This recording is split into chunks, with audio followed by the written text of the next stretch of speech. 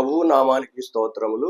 ప్రభునందు ప్రియ రక్షణ వార్త యూట్యూబ్ ఛానల్ ద్వారా దేవుని వాక్యం వింటున్న ప్రియ సహోదరి సహోదరులారా, ఉదయకాల సమయం మందు మనం దేవుని నామమును మరొకసారి ఆయన వాక్యము జ్ఞాపకం చేసుకోవడానికి దేవుడు మనకి ఇచ్చిన గొప్ప సమయాన్ని బట్టి మరొకసారి దేవునికి స్తోత్రాలు తెలియజేస్తున్నాను. మీరందరూ కూడా రక్షణ వార్త దేవుని వాక్య భాగము విని ఆశీర్వాదకరముగా జీవించాలని, బలభరితమైన కుటుంబాలుగా వర్ధిల్లాలని కోరుచు మీ అందరి కొరకు ప్రత్యేకంగా ప్రార్థన చేస్తున్నాం. ఈ దినమునకు దేవుడు మనకి ఇచ్చిన ఏర్పాటు చేయబడిన వాక్య భాగము యోహాను మొదటి పత్రిక 1వ అధ్యాయము 5వ వచనం నుండి 10 వచనాల వరకు వాక్య భాగాన్ని చదువుకుందాం. తర్వాత ఆ వాక్య భాగాన్ని ధ్యానం చేద్దాం. మేము ఆయన వలన విని మీకు ప్రకటించు వర్తమానమేమనగా, దేవుడు వెలుగై ఉన్నాడు, ఆయన యందు చీకటి ఎంత మాత్రము లేదు. ఆయనతో కూడా సహవాసము గల వారమని చెప్పుకొని చీకటిలో నడిచిన ఎడల మనము అబద్ధమాడుచు సత్యమును జరిగింపకుందుము. అయితే ఆయన వెలుగులో ఉన్న ప్రకారము మనమును వెలుగులో నడిచిన ఎడల మనము అన్యోన్య సహవాసము గలవారమై ఉందుము. అప్పుడు ఆయన కుమారుడైన యేసు రక్తము ప్రతి పాపము నుండి మనలను పవిత్రులుగా చేయును. మనం పాపము లేని వారమని చెప్పుకునే ఎడల మనలను మనమే మోసపుచ్చుకుందుము, మరియు మనలో సత్యమున్నదు. మన పాపములను మనం ఒప్పుకునే ఎడల ఆయన నమ్మదగిన వాడును నీతిమంతుడు గనుక ఆయన మన పాపములను క్షమించి సమస్త దుర్నీతి నుండి మనలను పవిత్రులుగా చేయును. మనము పాపము చేయలేదని చెప్పుకునేలా ఆయనను అబద్ధకునిగా చేయని వారవుదుము, మరియు ఆయన వాక్యము మనలో ఉన్నదు. ఈ వాక్య భాగాన్ని ధ్యానం చేద్దాం. చిన్న ప్రార్థన.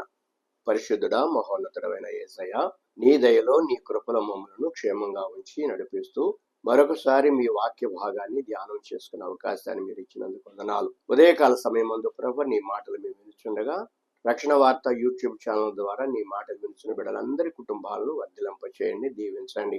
వారి హృదయాల్లో నీ వాక్యం ఫలించినట్లుగా సహాయం చేయండి. ఈ లోకంలో మా జీవితాలు ఏ రీతిగా ఉన్నావో మరొకసారి పరిశీలన చేసుకుంటూ వాక్యానుసారమైన జీవితంలో నడవడానికి సహాయం చేయండి. పరిశుద్ధాత్మదేవ, నీ కృపాసన్నిధి మాకు తోడుగా ఉంచండి. నీ దాసులను బలపరచండి, భద్రపరచండి. అయా, మీ మాటలు నా నోట ఉచ్చరించడానికి మీరు ఇచ్చిన సమయాన్ని బట్టి వందనాలు. నీ నోటు బోరగా నన్ను వాడుకొని నిలబెట్టండి. అయా, ఈ వాక్యము మా హృదయాలకు మరొకసారి అన్వయింపు చేసుకొని ప్రార్థనాత్మతో సాగిపోవడానికి సహాయం చేయమని మా ప్రభువును మా రక్షకుడైన యేసు నామములో ప్రార్థన చేయి చదువుచున్నాను పరమ తండ్రి, ఆమేన్. హల్లెలూయా. ప్రభునందు ప్రియా దేవుని బిడ్డలారా, మరొకసారి దేవుని వాక్యము మనము ధ్యానం చేస్తున్నాం. ఇక్కడ ఈ యోహాను మొదటి పత్రిక 1వ అధ్యాయం 5 నుండి 10 వచనాలను చూసినట్లయితే సహవాసమును గూర్చి దేవుడు సెలవిస్తుంటున్నాడు. ఇక్కడ ఏమంటున్నాడంటే, మనము దేవునితో సహవాసం కలవారై ఉండాలి. ఇక్కడ 6వ వచనంలో ఆయనతో కూడా సహవాసము కలవారమని చెప్పుకొని చీకటిలో నడిచిన ఎడల మనము అబద్ధమాడుచు సత్యమును ధరింపకుందము.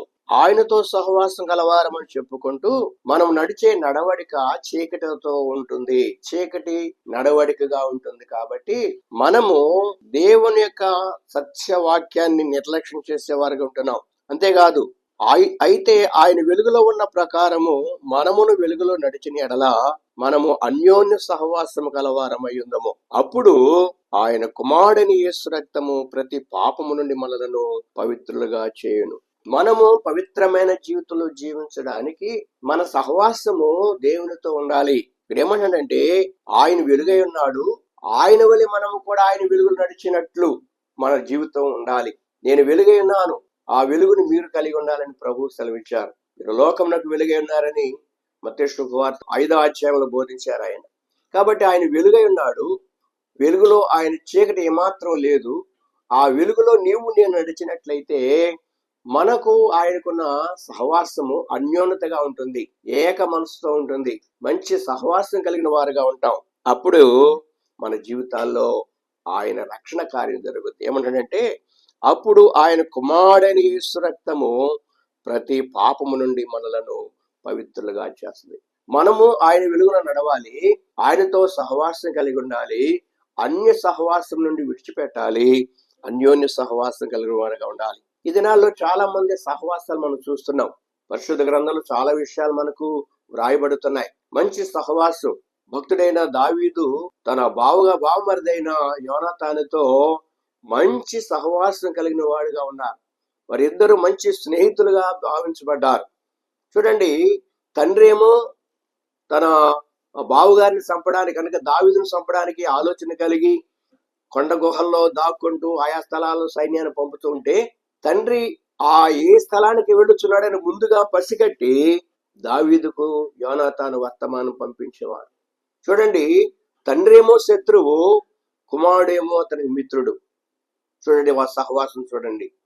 ఈ దినాన మన జీవితాలు కూడా లోకంతోనేమో విరోధంగాను దేవునితో సహవాసం కలిగి ఉంటే యేసు ప్రభు వారు మనల్ని పవిత్రంగా చేస్తారు. ఆయన రక్తము పవిత్రమైన జీవితం నడిపించేది. అందుకని యేసు రక్తం మనలను పవిత్రులుగా చేస్తుంది. గమనించండి, ఈ రోజున క్రైస్తవ సహవాసము ఎలా ఉంటుంది అనేది మనం ఆలోచిస్తే, లోకంలో అనేకులతో సహవాసం చేయవద్దు అని సొలొమోను మహారాజు చాలా విషయాలు తెలియజేశారు. కనుక ఎవరితో సహవాసం చేస్తున్నావు అనేది ఈరోజు మనము ఆలోచించేద్దాం. మొదటిగా జ్ఞానులతో సహవాసం చేయవాడు. వాక్య భాగం గమనించినట్లయితే సామెత గ్రంథం 13వ అధ్యాయము 20వ వచనంలో ఈ రీతిగా వ్రాయబడుతుంది. జ్ఞానుల సహవాసము చేయవాడు జ్ఞానము గలవాడగును, మూర్ఖుల సహవాసము చేయవాడు చెడిపోవును. గమనించండి, దేవుడు తన భక్తుల ద్వారా సెలవిస్తున్నాడు జ్ఞానులతో సహవాసం. అంటే జ్ఞానులంటే ఎవరు? గమనించండి, యెహోవా యందు భయభక్తులు కలిగినట్టే జ్ఞానమునకు మూలం. కాబట్టి దేవునితో భయభక్తులు కలిగి జీవించే వారితో నువ్వు సహవాసం చేస్తున్నావా? మూర్ఖులతో సహవాసం చేస్తున్నావా? దేవుని యందు భయభక్తి కలిగే వారితో సహవాసం చేస్తే నీ భక్తి అధికమవుతుంది, నీ విశ్వాసం పెరుగుతుంది, ప్రార్థనా జీవితంలో అనేకమైన మెళుకులు కలిగిన వాడుగా ఉంటావు. దేవుని దృష్టిలో ఆశీర్వాదకరమైన కుటుంబంగా నడిపించబడుతుంది. కారణం ఏంటంటే మనం జ్ఞానులతో సహవాసం చేస్తున్నాం. అంతేకాదు, మూర్ఖులతో సహవాసం చేయవాడు. మూర్ఖులంటే ఎవరు? దుర్మార్గమైన క్రియలు చేయవారు, సాతాను క్రియలు చేయవారు, అపవిత్రమైన క్రియలు చేయవారు మూర్ఖులు. మనం చాలా మంది మాట్లాడినప్పుడు మనం వింటూ ఉంటాం, వీడు మూర్ఖుడు అంటే విశ్వాసం లేనివాడు, భక్తి లేనివాడు, మూర్ఖమైన మనసు కలిగిన వాడు, ఒక్కర జనాంగం. నీ వారితో సహవాసం చేస్తున్నావా? కాబట్టి దుష్టుల సహవాసం చేయకూడదు. ఇక్కడ జ్ఞానులతో సహవాసం చేస్తే జ్ఞానము గలవాడవుతావు, మూర్ఖులతో సహవాసం చేస్తే చెడిపోతావు. భయభక్తులు కలిగిన జీవితం నీకుంటే నీవు మూర్ఖులతో సహవాసం చేయు.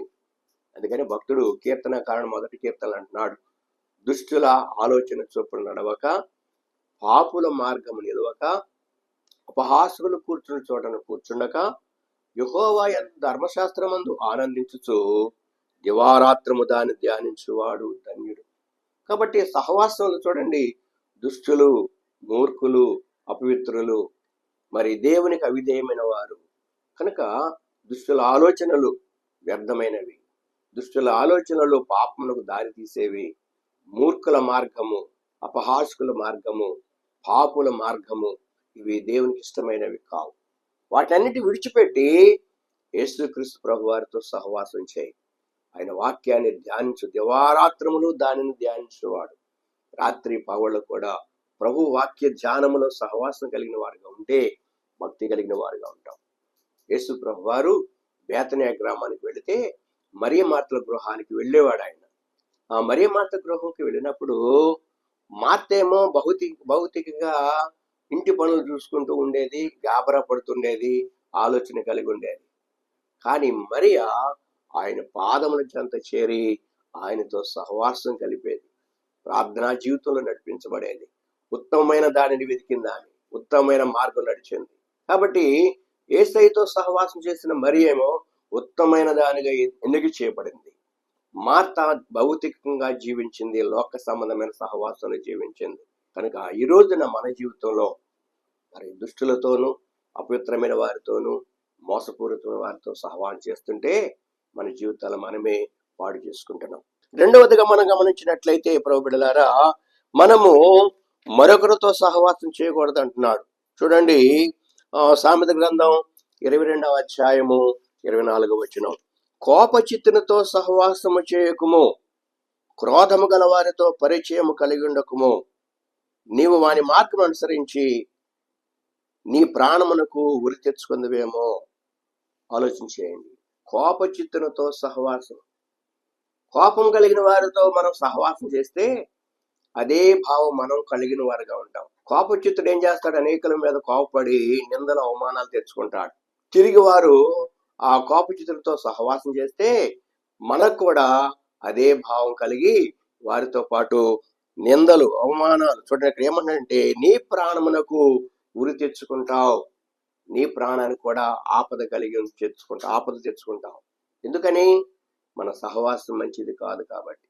కనుక కోపచిత్తులతో సహవాసము చేయకము, క్రోధము గల వారితో పరిచయం కలిగి ఉండకము, నీవు వాని మార్గం అనుసరించి నీ ప్రాణమునకు ఉరి తెచ్చుకుందువేమో. కాబట్టి దేవుని బిడ్డలారా, కోపచిత్తుడు పరిశుద్ధ గ్రంథంలో బోధిస్తున్నాడు పౌలు గారు, కోపపడు గాని పాపము చేయకూడదు. అంటే కోపం అంటే దేనికి? మనం బిడ్డలను గర్దించే విషయంలో కోపపడాలి, బిడ్డల మంచి మార్గం నడపడానికి కోపపడాలి. బెత్తం వాని కుమారుడు వానికి విరోధి అంటున్నాడు. కానీ కోపం అంటే కేవలం ప్రేమతో కూడినది. వారి యోగక్షేమం కొరకు, వారి భవిష్యత్తు కొరకు, వారికి కావలసినవి సమస్తము సమకూర్చున్నప్పుడు ఒకవేళ వారు మాట వినకపోతే వారిని గద్దించాలి గాని పాపం చేయకూడదు. వారు బెత్తం వాడి చావుగొట్టకూడదు అంటున్నాడు జ్ఞాని సొలొమోను మహారాజు. కాబట్టి దేవుని బిడ్డలారా, నీవు కోపచిత్తులతో సహవాసం కలిగి ఉంటున్నావా? అందుచేత నీవు వారితో సహవాసం కలిగి నీ ప్రాణానికి కూడా ఉరి తెచ్చుకుంటావు, నీ ప్రాణానికి కూడా ఆపదలు తెచ్చుకుంటావు. కోపం అనేది అనేక రకాలైన శోధనలు గుర్తు చేస్తుంది. కోపము, ఆగ్రహము, అసూయ అన్ని మరి గలతీ పత్రికలు రాస్తుంటున్నాడు. ఇవన్నీ కూడా దేవునికి వ్యతిరేకమైన శరీర కార్యాలు. దేవుని బిడ్డలారా, మంచి వారితో సహవాసం చేయి, నీ హృదయము మంచిగా ఉంటుంది, మంచి ఆలోచన కలిగిన వాడుగా ఉంటావు. అంతేగాని కోపచిత్తులతో, కోపం గల వారితో సహవాసం చేస్తే నీకు నీవే నీ జీవితాన్ని పాడు చేసుకుంటున్నావని వాక్యం భావం చెప్తుంది. మూడవదిగా గమనించినట్లయితే సామెతల గ్రంథం 28వ అధ్యాయము 7వ వచనంలో ఏమంటాడంటే, తొంటలతో సహవాసం చేయవద్దు, ఉపదేశం అంగీకరించు కుమారుడు బుద్ధి గలవాడు, తొంటల సహవాసం చేయవాడు తన తండ్రికి అపకీర్తి తెచ్చును. తొంటలతో సహవాసం చేసేవాడు. పరిశుద్ధ గ్రంథంలో ఏలియా కొండ ఎగువ భాగానికి వెళుతున్నాడు, ప్రయాణం చేస్తున్నాడు. అక్కడున్న కొంతమంది తుంటరులు అనగా భయభక్తు లేని బిడ్డలు ఉన్నారు. అక్కడ వారు ఏం చేస్తున్నారంటే ఏలియాను బోడివాడ అని ఎగతాళి చేస్తున్నారు. ఆలోచన చేయండి, దేవుని వాక్యం మనకు బోధిస్తుంది. ఎందుకంటే తుంటరులు వాళ్ళు అపహాస్యం చేసేవారు. ఇక్కడ ఏమన్నాడు? అపహాసికులతో సహవాసం చేయవద్దని. కాక తుంటరులతో సహవాసం చేస్తే అవమానము, తల్లిదండ్రులకు అవమానం తీసుకొచ్చేవారు అంటారు. కొంతమంది బిడ్డలు ఈ రీతిగా ఎంతో వేదన కలిగిస్తుంటారు తల్లిదండ్రులకు. గమనించినట్లయితే రాజు గ్రంథం 2వ రాజులు 2వ అధ్యాయము 23వ వచనంలో అంటున్నాడు, అక్కడుండి అతడు బేతేలునకు ఎక్కి వెళ్ళెను. అతడు త్రోవను పోవుచుండగా బాలురు పట్టణం నుండి వచ్చి బోడివాడ ఎక్కుపొమ్మని అతని అపహాసము చేయగా అతని వెనుక తట్టు తిరిగి వారిని చూచి యెహోవా నామమును బట్టి వారిని శపించెను. చూడండి, అపవిత్రమైన మాటలు, అపవిత్రమైన ఆలోచన కలిగిన తుంటలతో సహవాసం చేస్తున్నారు. ఈ విషయాన్ని మనకి ఇక్కడ వాక్య భాగం చూస్తున్నాం. ఈ భక్తుడు ఏలియా యొక్క శిష్యుడైన వాడుగా ఉన్నాడు కనుక అక్కడ ఆయన ప్రయాణం చేస్తుంటే ఈ యొక్క సహవాసంలో ఉన్నవారు, దుష్టుల సహవాసం ఉన్నవారు, అపహాస్యం చేసే అవనస్తులు వీళ్ళు, బాలురంటూ రాయబడుతుంది. కాబట్టి వారు త్రోవను వెళుచున్నప్పుడు అపహాస్యం చేస్తుంటున్నాడు, దైవజనుడిని హేళన చేస్తున్నారు. ఎక్కిపొమ్ము బోడివాడ ఎక్కుపొమ్మని అపహాస్యం చేస్తుంటే ఆయన కోపముతో ఏం చేశాడు చూడండి, ఆయన అప్పుడు వారిని శపించాడు. యెహోవా నామమును బట్టి శపించి ఆడు ఎలుగుబంట్లు అడవుల నుంచి వచ్చి వారిలో 2 బాలులను చీల్చివేశాను. ఎంత ఘోరమైన శిక్ష అనుభవించారు చూడండి. అపహాస్యం చేస్తారు. ఈ దినాల్లో కూడా దైవజనులు వెళుతుంటే వ్యంగ్యమైన పాటలు పాడుతూ హల్లెలూయలు, స్తోత్రాలు అని వ్యర్థమైన మాటలు మాట్లాడుతూ ఉంటారు. కాబట్టి ఎగతాళి చేయడానికి హృదయం కలిగిన వారుగా ఉంటారు. ప్రభువులారా, ఈ దినాన్ని గమనించండి. మరి ఉపదేశం అంగీకరించే బాలుడు, ఉపదేశం అంగీకరించే భక్తుడు దేవుని ఆశీర్వాదం పొందుతారు. కానీ తుంట్రులతో సహవాసం చేసేవాడు, చెడ్డవారి స్నేహితులతో సహవాసం చేసేవాడు అపవిత్రమైన కార్యం. కాబట్టి దేవుని ఉగ్రత వారి మీదకి వచ్చింది. అక్కడ తల్లిదండ్రులకు అప్పకీర్తి తీసుకొచ్చాడు. అంతేకాదు దైవజనుని దూషించారు, హేళన చేశారు, ప్రాణాలు కోల్పోయారు. తల్లిదండ్రికి ఎంత దుఃఖమో చూడండి. ఇది నాన్న ఎంతో మంది బిడ్డలకు కూడా సమాజంలో మనం చూస్తున్నాం. తల్లిదండ్రులకు అవమానకరమైన స్థితిలో నడుస్తున్నారు. భక్తి ఉండదు, ప్రార్థనా జీవితం ఉండదు, వాక్య ఉపదేశాలు వారి హృదయంలోనికి రానివ్వరు. ఇప్పుడు కూడా ఎగతాళి మాటలు, లోక సంబంధమైన సినిమా పాటలు, లోక సంబంధమైన టీవీ వ్యామోహాలు, లోక సంబంధమైన సెల్ ద్వారా అపవిత్రమైన జీవితాలు జీవిస్తున్నారు. మరి దినాన నీ బిడ్డలు ఏ స్థితిలో నడుస్తున్నారు? నీ బిడ్డలు అపహాస్యం చేసేవారికి ఉన్నారేమో. అందుకని నీ బిడ్డలను తుంట్రులతో సహవాసం చేయకుండా నీవు దేవునితో సహవాసం చేసుకునడానికి నీవు సిద్ధపడవలసిన వాడుగా ఉన్నావని ప్రభువాక్యము తెలియచేయబడుతుంది. మరింతగా వాక్యం మనం గమనించినట్లయితే 4వదిగా సామెత గ్రంథం 23వ అధ్యాయము 20వ వచనం, ద్రాక్షారసం త్రాగువారితోనైనను మాంసము హెచ్చుగా తినువారితోనైనను సహవాసము చేయకుము. త్రాగుబోతులు, తిండిపోతులు దరిద్రులగుదురు. నిద్రమత్తు చింపిగుడ్డలకు ధరించుటకు కారణమగును. గమనించండి దేవుని బిడ్డలారా, సొలొమోను మహారాజు హృదయ పరిశోధన చేస్తుంటున్నాడు. ఏమనంటే ద్రాక్షారసం త్రాగువారితోనైనను మాంసము హెచ్చుగా తినువారితోనైనను సహవాసము చేయవద్దు. ఎంత ఘోరమైన స్థితిలోకి వస్తావంటే నీవు దరిద్రుడిగా మారిపోతావు. త్రాగుబోతులను, తిండిపోతులను దరిద్రులగుదురు. దినాలు ఎంతో మంది ఈ విలాసమైన జీవితాలకు అలవాటు పడిపోయి కుటుంబాలను పాడు చేస్తుంటున్నారు. తనకు తానుగా ఈ మత్తుకు అలవాటు పడిపోయి తీసుకొస్తే నెలంతా సంపాదించిన జీతం ఆ యొక్క బ్రాందీ షాపులో కట్టడమే సరిపోద్ది. నెలంతా సంపాదించిన జీతం లోకంలో అప్పుల పాలు చేసుకుంటే సరిపోద్ది. ఎందుకంటే వారి నిత్యము ద్రాక్షారసం త్రాగటం, మాంసము హెచ్చుగా తినటం. అందుచేత దేవుని బిడ్డలారా, నువ్వు ఎవరితో సహవాసం చేస్తున్నావు? త్రాగుబోతులతోనైనను మాంసం హెచ్చుగా తినవారితోనైనను నీవు సహవాసం చేస్తే నీవు దరిద్రులవుతావు. నిద్రమత్తు చింపిరిగుడ్డలకు కారణమగును. మరి త్రాగేసి నిద్రపోతుంటాడు, మత్తుతో ఉంటాడు, ఏ పని చేయడు. దరిద్రత అతని ఇంటి మీదకి వస్తుంది. ఇక్కడ 5వ అధ్యాయం మనం చూస్తే అది కట్లు పాము వల్ల కాటు వేస్తాను కూడా సెలవిస్తుంటున్నాడు. చూడండి వాక్య భాగంలో 31వ వచనంలో ఉన్నాడు, ద్రాక్షారసం మీక్కలు ఎర్రబడగను, గిన్నెలో తళతళలాడుచుండగను, త్రాగుటకు రుచిగా ఉండగను, దాని వైపు చూడకము, పిమ్మట అది సర్పం వలె ఖర్చును, కట్ల పాము వలె కాటు వేయును, విపరీతమైనవి నీ కన్నులకు కనబడను, నీవు వెర్రి మాటలు పలుకుదువు. చూడండి, మనం చూస్తున్నాం త్రాగుబోతులు ఏ రీతిగా ఉంటారు. బాగా మరి మద్యం సేవించి రోడ్ల పడిపోయి అతను ఎలా స్థితిలో ఏ రీతి పడిపోవడా కూడా తెలియదు. తను తాను మర్చిపోతాడు, మత్తులో ఉండిపోతాడు. అతని జీవితం అంతా కూడా భయంకరంగా చూసి వారికి అసహ్యకరంగా ఉంటుంది. అంతేకాదు అతడు విపరీతమైన శోధనలు గురవుతూ ఉంటాడు, గాయాలు పాలవుతుంటాడు. దేవుని బిడ్డలారా, ఈ రోజున నీవు ఎవరితో సహవాసం చేస్తున్నావు? ఇక్కడ ఏమంటుందంటే ద్రాక్షారసం త్రాగువారితోనైనను మాంసం హెస్సుగా తినవారితోనూ సహవాసము చేయకము. తిండిబోతులను మరి త్రాగుబోతులను దరిద్రులవుతారు. చింపిరిగుడ్డలు నిద్రమత్తు చింపిరిగుడ్డలు ధరించుటకు కారణమగను.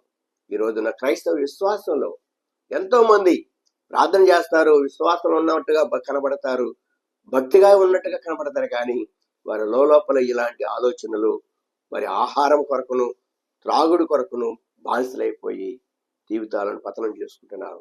ప్రియ క్రైస్తవుడా, దేవుని బిడ్డ, ఒక్కసారి ఆలోచించే యేసుతో సహవాసం చేస్తే చూడండి ఏమన్నాడంటే, ఆయన వెలుగులో ఉన్న ప్రకారం మనమును వెలుగులో నడిచినట్లయితే మనం అన్యోన్య సహవాసంతో ఉంటాం దేవునిలో. అప్పుడు మన జీవితంలో పవిత్రత, యేసు రక్తము ప్రతి పాపం నుండి పవిత్రం చేస్తుందని సెలవిచ్చిన వాక్యం మనం జ్ఞాపకం చేసుకుంటూ ఈ అన్య సంబంధమైన వారితోనూ ఇలాంటి హెచ్చరికలు కలిగిన మాటలు మనం చూస్తున్నాం. నీవు జ్ఞానంతో సహవాసం చేసావా, జ్ఞానం కలిగిన వాడుగా ఉంటావు. త్రాగుబోతుతో సహవాసం చేసావా, నీ జీవితం పతనం చేసుకుంటావు. మూర్ఖులతో సహవాసం చేసావా, అవమానం పాలవుతూ ఉంటావు. ఇక్కడ ఏమంటే అపవిత్రమైన కార్యాలు, లోక సంబంధం వారితో సహవాసం చేస్తున్నావా, తుండ్రులతో సహవాసం చేస్తున్నావా? దేవుని బిడ్డలారా, వాక్య రీతిగా జీవించకుండా ఉన్నట్లయితే నీవు పాడు చేసుకుంటున్నావు. నీ బిడ్డలకు అవమానకరమైన స్థితులు నడిపించేవాడుగా ఉంటున్నావు. నిన్ను బట్టి నీ బిడ్డలు కూడా పాడైపోతారు. నిన్ను బట్టి నీ బిడ్డలు కూడా అవమానమైన స్థితిలోకి వస్తారు. ఆ స్థితిగా ఉండకుండా దినదినం కూడా వాక్యం చదువుకుంటూ యేసయ్యతో సహవాసం చేస్తూ ప్రార్థనాత్మక సాగిపోదాం. దేవుడి చిన్న మాటలు మన కొరకు దీవించును గాక. ఆమేన్. ప్రార్థన. మహోన్నతుడైన తండ్రి, సకల ఆశీర్వాదము కారణభూతుడ పరిశుద్ధుడా నీ వందనాలు. ఈ దినమున నీ కృప ద్వారా నీ వాక్యాన్ని ధ్యానం చేయడానికి భక్తుడైన సొలొమోను మహారాజు రాసిన మాటలను ధ్యానం చేస్తున్నాం. మా సహవాసం ఎవరితో, మమ్మల్ని ఏ రీతిగా మీ లోకంలో జీవిస్తున్నాం, ఏ సహవాసం కలిగిన వారిగా ఉంటున్నామని మరొకసారి పరిశీలన చేసుకుంటూ జ్ఞానులతో సహవాసం చేస్తూ, మంచి వారితో సహవాసం చేస్తూ, భక్తి గల వారితో సహవాసం చేస్తూ, మీతో సహవాసం కలిగిన వారిగా ఉండడానికి సిద్ధపరచండి. వాక్యం ఏంటంటే బిడ్డలందరి కుటుంబాలకు ఆశీర్వాదాలు కలుగు చేయండి. ఈ రక్షణ వార్త యూట్యూబ్ ఛానల్ ద్వారా అనేక మంది నీ మాటలు విని ఆశీర్వాదకరంగా జీవించడానికి సహాయం చేసి కాపాడమని మా ప్రభువును రక్షకుడైన యేసు నామములో ప్రార్థించి వేడుకొనుచున్నాను పరమ తండ్రి. ఆమేన్. ఆమేన్. హల్లెలూయా.